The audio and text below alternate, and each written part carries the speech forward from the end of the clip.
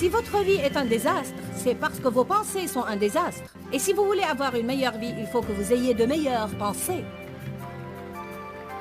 Restez avec nous dans Jouissez de votre vie.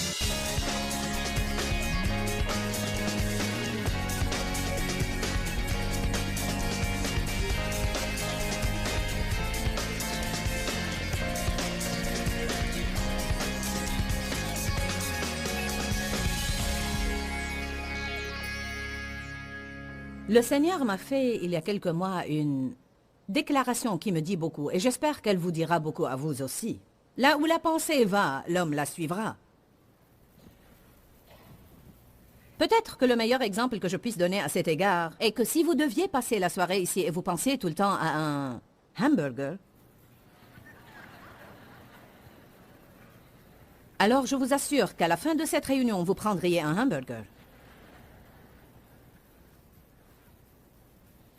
Même si le bon sens vous dit de ne pas manger un hamburger et d'aller tout de suite au lit, si vous pensez à ce hamburger assez longtemps, vous en mangeriez un. Qui comprend cela?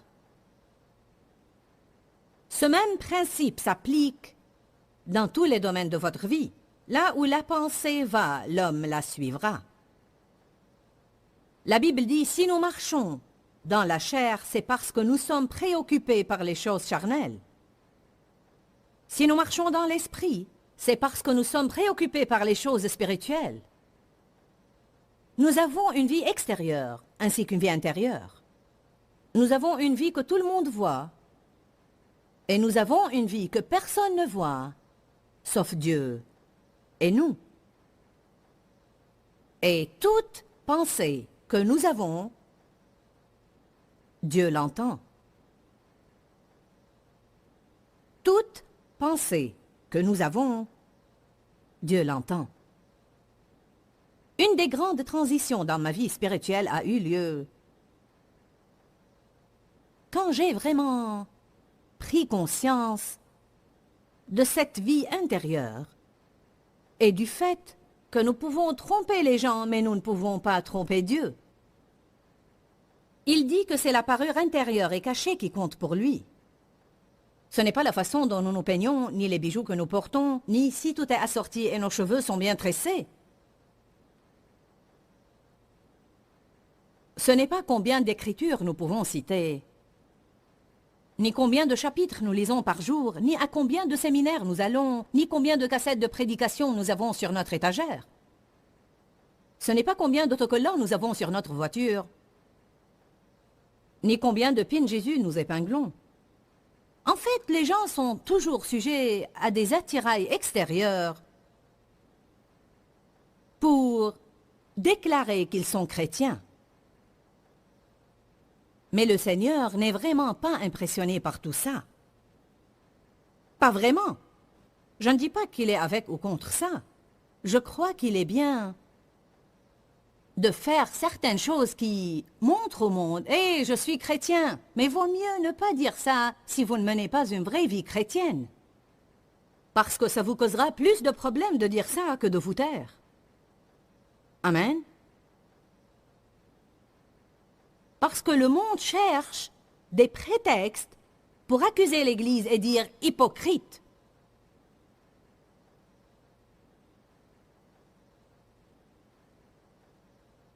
Mais Dieu serait vraiment impressionné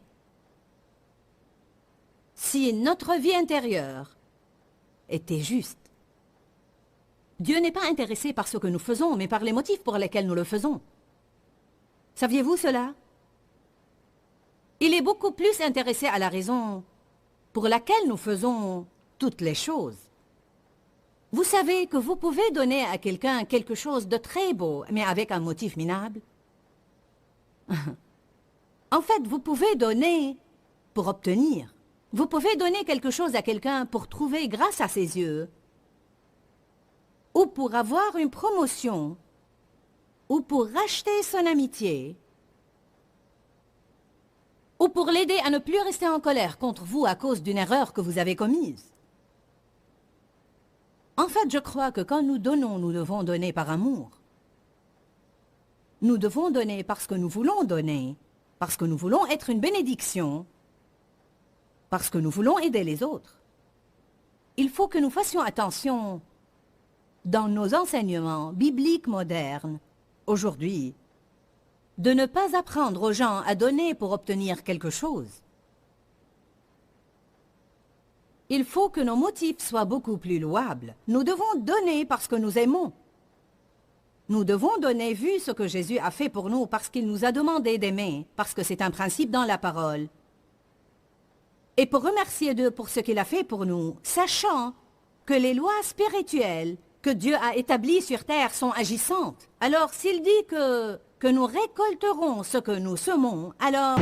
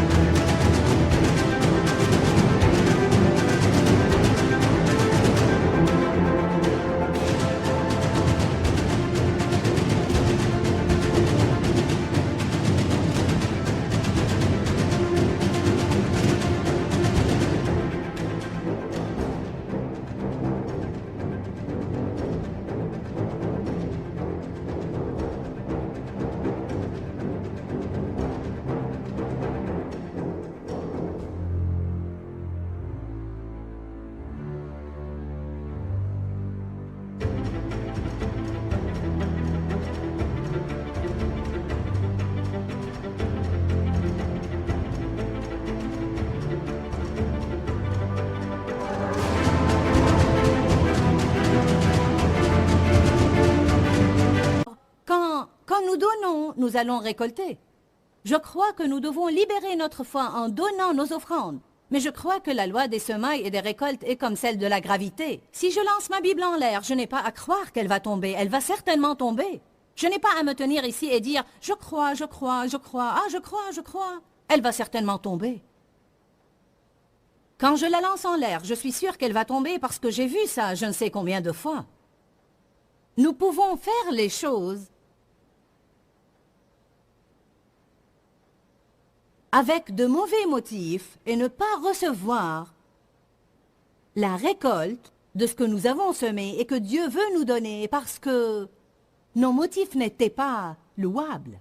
La Bible dit « Donnez pour que vous soyez une bénédiction à quelqu'un ». Il y a plus de bonheur à donner qu'à recevoir. Et je voudrais bien encourager toute personne ici à apprendre à donner sans aucune condition. Amen. Sans aucune condition. Je ne veux l'argent de personne s'il va essayer de me manipuler avec.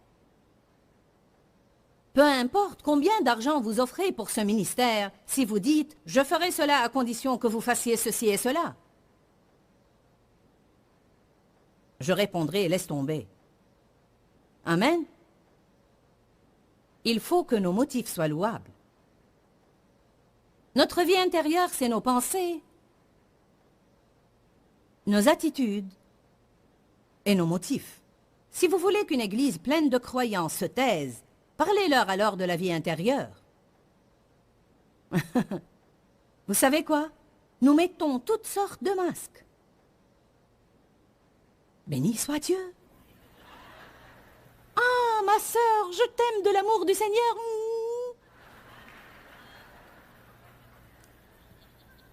Et peut-être que vous étiez en train de déjeuner avec quelqu'un hier et vous avez parlé de cette pauvre sœur. Et vous l'avez passée au crible en long et en large. Et voici que vous l'aimez maintenant de l'amour du Seigneur. Je m'en doute fort. Vous savez ce que je crois que Dieu est en train de faire? Je crois qu'il fait... J'ai une odeur nauséabonde dans les narines. Parce que s'il y a quelque chose que Dieu cherche, c'est quelque chose de vrai. Alors, nous devons faire attention à tout ce qui concerne notre vie intérieure. Nos pensées sont étroitement liées à notre vie intérieure. Votre vie extérieure, c'est votre réputation devant les gens, et votre vie intérieure est votre réputation devant Dieu. Beaucoup de gens échangent leur bonne réputation devant Dieu contre une bonne réputation devant les gens. Ce n'est pas étonnant que la Bible ait dit que Jésus s'anéantit lui-même, se vida de lui-même. L'apôtre Paul a dit dans Galates 1, verset 10, « Si je plaisais encore aux hommes, je ne serais plus maintenant serviteur de Jésus-Christ. Il disait, si j'avais essayé de gagner l'approbation des autres, ils m'auraient dominé et contrôlé de telle façon que j'aurais manqué l'appel de Dieu sur ma vie. Essayer de gagner l'approbation des autres nous fait mener une vie contrefaite. Nous devons apprendre à avoir une bonne réputation devant Dieu plutôt que devant les gens. Miséricorde, miséricorde, nos pensées ont besoin de miséricorde. Je vais prendre mon temps pour poser les plus solides fondations que j'ai jamais posées sur comment nous pouvons mettre de l'ordre dans nos pensées pour que nos paroles soient organisées et pour que notre vie soit organisée. Car c'est de l'abondance du cœur que la bouche parle, et ce que vous dites, c'est ce que vous finirez par avoir. Alors nous devons prendre nos problèmes à la racine. Si souvent, ce sont nos pensées qui sont à l'origine de nos problèmes. Avez-vous jamais remarqué que tôt le matin, avant que vous ne soyez bien réveillés, il y a une guerre qui se déroule dans vos pensées? Parce que l'ennemi commence à vous attaquer même avant que vous n'ouvriez les yeux. Et il essaye de vous remplir la tête de choses négatives. Je viens de lire l'histoire d'un certain homme qui menait une vie misérable. Il a entendu quelqu'un parler de ce principe, et puis il a décidé de le mettre en pratique. Le principe consistait à s'allonger tous les matins et avant de se lever, d'imaginer un bloc-notes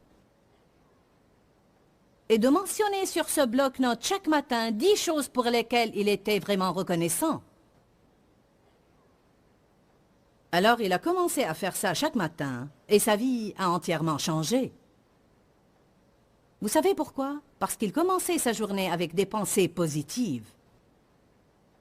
La façon dont vous commencez votre journée est la façon dont vous passerez la journée. Le diable sait très bien cela et c'est pourquoi il s'efforce d'attaquer et de troubler nos pensées très tôt le matin. Amen. L'ennemi n'essaie-t-il pas de vous exaspérer le matin et de vous contrarier dans l'embouteillage ou de faire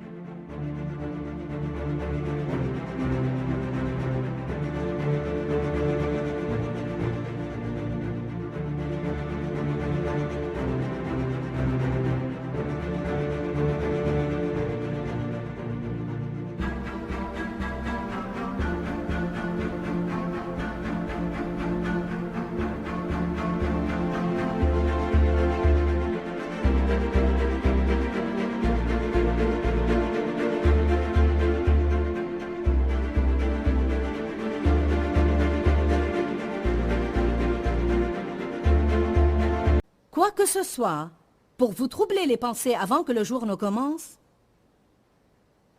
La pensée est le champ de bataille. C'est là où le diable fait la guerre contre vous. Si vous n'apprenez pas à penser de la façon dont Dieu veut que vous pensiez, à choisir vos propres pensées et non pas à accepter n'importe quelle pensée qui vous vient à la tête, vous ne remporterez jamais la victoire. Beaucoup de gens s'approchent de l'autel, font leurs prières et ils sont sincères, ils veulent vivre pour Dieu. C'est ce qu'ils désirent vraiment. Mais ils ne changent jamais leurs pensées. Si vous ne changez pas vos pensées, votre vie ne changera jamais. Dites à celui qui est à côté de vous, si tu ne changes pas tes pensées, ta vie ne changera jamais. Si vous êtes maintenant assis devant vos télés et vous êtes seul chez vous, dites à haute voix, « Si je ne change pas mes pensées, ma vie ne changera jamais. » Disons-le ensemble, « Si je ne change pas mes pensées... »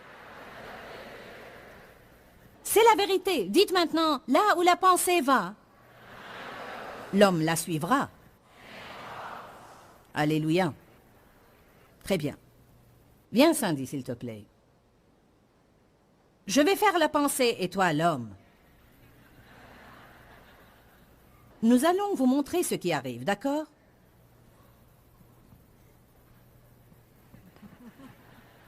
Là où la pensée va,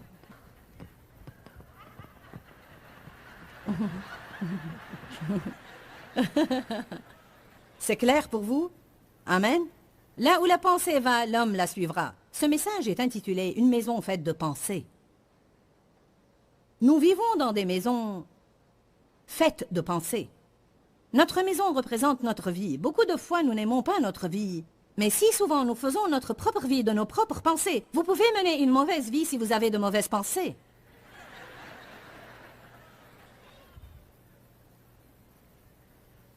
Avez-vous jamais dit à quelqu'un « Tu as une mauvaise attitude » ? Vous savez pourquoi? Parce que si vous entrez à l'intérieur de lui, vous trouverez qu'il a de mauvaises pensées. Il n'est pas difficile de découvrir quelle est la racine de nos problèmes si nous commençons à lire la parole. Jérémie 4, verset 14. « Purifie ton cœur du mal, Jérusalem, afin que tu sois sauvé. Jusqu'à quand garderas-tu dans ton cœur tes pensées iniques? » Wow! Cette écriture est plus claire dans la Bible amplifiée. « Jusqu'à quand abriteras-tu en ton sein tes pensées iniques, coupables et répugnantes? » Vous savez, quand nous restons à méditer en notre intérieur, des choses mauvaises, viles, coléreuses, amères, ce sont des pensées extrêmement répugnantes. Ce sont des pensées iniques. Je crois que même l'inquiétude est insultante pour le Saint-Esprit. Car quand nous nous inquiétons, nous disons « Tu ne vas pas prendre soin de moi ». Je ne peux pas m'empêcher de m'inquiéter. Satan est en train de vous mentir. Nous pouvons nous empêcher de nous inquiéter, sinon la Bible ne nous aurait pas dit cela. Tout ce que la Bible nous défend de faire, nous pouvons ne pas le faire. Nous devons nous attacher à Dieu assez longtemps pour recevoir les révélations qu'il veut nous donner. Ceci n'est pas difficile. Je me rappelle que quand j'ai commencé à marcher avec le Seigneur et à étudier la parole de Dieu, j'étais une femme très anxieuse. Je me souciais de tout et je voulais également tout comprendre. Absolument tout. Je voulais que tout soit bien organisé dans mes pensées. J'ai commencé à lire des écritures sur le fait de renverser les raisonnements et à entendre des messages comme vous faites aujourd'hui. Certains prédicateurs venaient enseigner sur le fait de renverser les raisonnements et toute hauteur qui s'élève contre la connaissance de Dieu. C'est une écriture que je vais citer ce week-end. Déchargez-vous sur lui de vos soucis, ne vous inquiétez pas. Je faisais de mon mieux. Une mauvaise pensée me venait à l'esprit et je disais « Non, je ne vais pas penser comme ça ». Et après 2 secondes, la même pensée revenait « Non, je ne vais pas penser comme ça ». Et elle revenait. Et elle revenait, et revenait. Et je vous dis la vérité, le soir, je me sentais complètement épuisée. Et cela à force d'avoir lutté toute la journée. Si votre vie est vraiment un désastre, alors vos pensées aussi sont un désastre. Croyez-moi, vous pouvez admettre cela maintenant. Si votre vie est un désastre, c'est parce que vos pensées sont un désastre. Et votre vie ne sera jamais organisée à moins que vos pensées ne deviennent organisées. Vous qui êtes assis devant vos écrans de télé, ne croyez pas que je vous ai oublié, je parlais avec vous aussi. En fait, j'ai dit, si votre vie est un désastre, c'est parce que vos pensées sont un désastre. Et si vous voulez avoir une meilleure vie, il faut que vous ayez de meilleures pensées. Amen.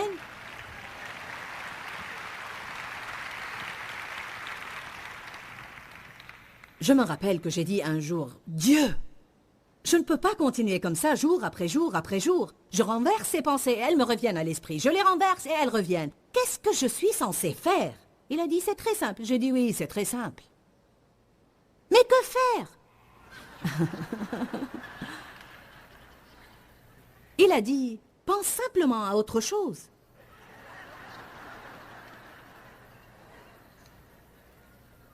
Si tu penses à quelque chose de positif, alors tout ce qui est négatif ne trouvera pas de place dans tes pensées. Mais si tu restes assise à ne penser à rien, alors les pensées négatives trouveront toujours une place dans ta tête écervelée. Amen. Ça m'était vraiment une révélation que je pouvais choisir de penser à quelque chose de positif et que je ne devais pas attendre que quelque chose de positif me vienne à l'esprit. Si vous attendez que des pensées louables vous viennent à l'esprit, alors vous aurez à attendre longtemps. Je mets devant toi la vie et la mort. Choisis. Vous savez quoi? Si vous ne choisissez pas, le diable choisira à votre place. Je vais répéter ça. La Bible dit, je mets devant toi la vie et la mort. Choisis la vie. Si nous ne choisissons pas la vie, le diable choisira la mort à notre place. Que dit l'ennemi à propos du fait de renverser les démons? Quand vous chassez un esprit impur, et vous balayez la maison d'où il est sorti, mais vous la laissez vide, cet esprit non seulement reviendra, mais il amènera cet autre esprit plus méchant que lui. Et la dernière condition de cet homme est pire que la première. Il ne suffit pas de nous débarrasser du problème. Nous devons rapidement le remplacer par des choses positives.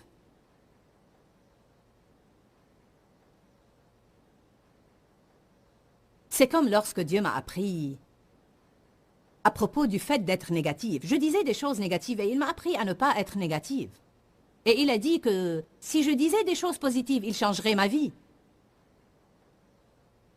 Ou si j'arrêtais de penser négativement, il changerait ma vie. Et après un moment, je dis, Seigneur, j'ai arrêté d'être négative et je ne dis plus des choses négatives, mais rien n'a changé. Il a dit non, tu as arrêté de faire ce qui est faux, mais tu n'as pas encore commencé à faire ce qui est juste. Je ne disais pas des choses négatives, mais je ne disais rien. Je devais commencer à dire ce qui est juste. Alors il ne suffit pas de renverser les mauvaises pensées, il faut les remplacer par de bonnes pensées. Combien d'entre vous sont mariés avec des personnes qui ont quelques défauts? Vous savez, un ou deux petits défauts, quelque chose de la sorte. Combien d'entre vous savent qu'il est tentant de méditer sur ce qui vous exaspère? Et tout ce à quoi nous pensons, c'est ce que nous magnifions. En fait, le mot magnifier signifie rendre plus gros que toute autre chose.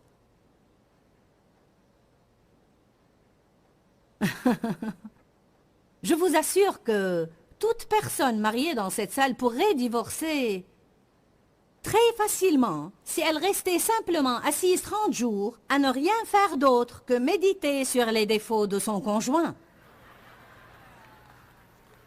Si vous voulez vous retrouver au tribunal de grande instance, c'est la façon garantie d'y arriver. Mais si, au contraire, vous ne voulez pas être dans les statistiques parmi ceux qui finissent par divorcer, alors je crois que nous pouvons vous apprendre comment changer la situation. Vous devez exprès choisir de trouver quelque chose de positif dans votre conjoint et d'y penser, et d'y penser, et d'y penser, jusqu'à ce qu'il vous soit plus grand que tous ses défauts. J'ai fait une sieste cet après-midi. J'ai pris une habitude, dites tous habitude. J'ai pris l'habitude d'être très reconnaissante et d'exprimer ma reconnaissance au Seigneur. Tous les jours, sans exception, j'écris à toute vitesse, probablement une longue liste, peut-être une liste de 2 mètres de long, de toutes les choses dont je suis reconnaissante. Merci Dieu parce que je prêche ta parole. Je m'allonge sur le lit le matin et je remercie Dieu. J'ai décidé de ne plus harceler Dave, alors j'ai commencé à remercier Dieu pour toutes les choses positives à propos de Dave. Je disais merci Seigneur de m'avoir donné un mari qui prend soin de lui-même, qui est toujours beau comme au premier jour de notre mariage, et qui fait toujours de l'exercice. Dave s'occupe de son apparence et j'apprécie beaucoup cela en lui. Bon, j'apprécie beaucoup le fait qu'il ne reste pas assis tout le week-end à ne pas faire sa toilette, ni se raser, ni se peigner. Je suis seule à la maison avec toi. Hein? Quel est notre problème? Toute femme qui pense « Pourquoi dois-je faire ma toilette? Il n'y a que toi ici. » C'est un grand problème dans beaucoup de mariages. Quand on se marie, on arrête de faire les choses qu'on faisait pour gagner le cœur de notre conjoint.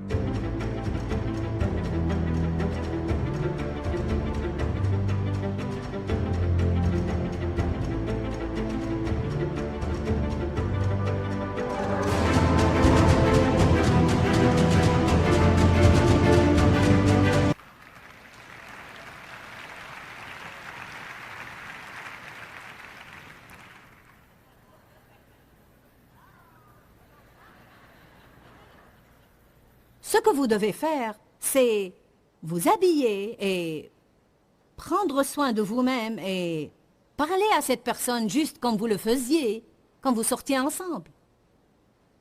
Les choses sont différentes maintenant. J'ai découvert certaines choses.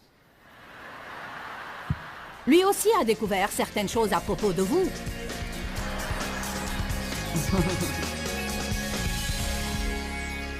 Là où la pensée va, l'homme ira. Quelle merveilleuse déclaration tirée d'une merveilleuse écriture.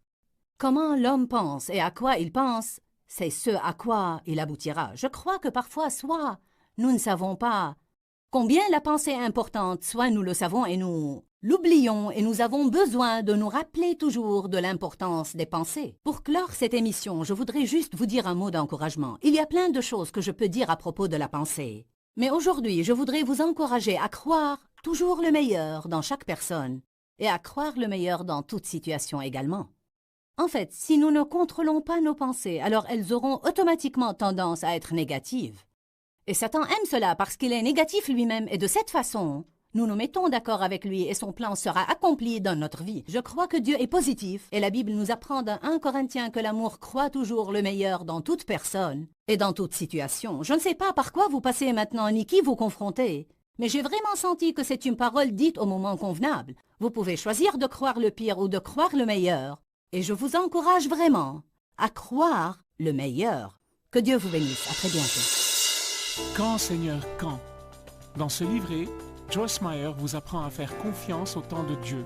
Pour obtenir ce livret gratuitement, écrivez-nous à Joyce Meyer, boîte postale 40095-6300, Larnaca, Chypre. Ou bien visitez notre site web www.joycemeyer.org/fr.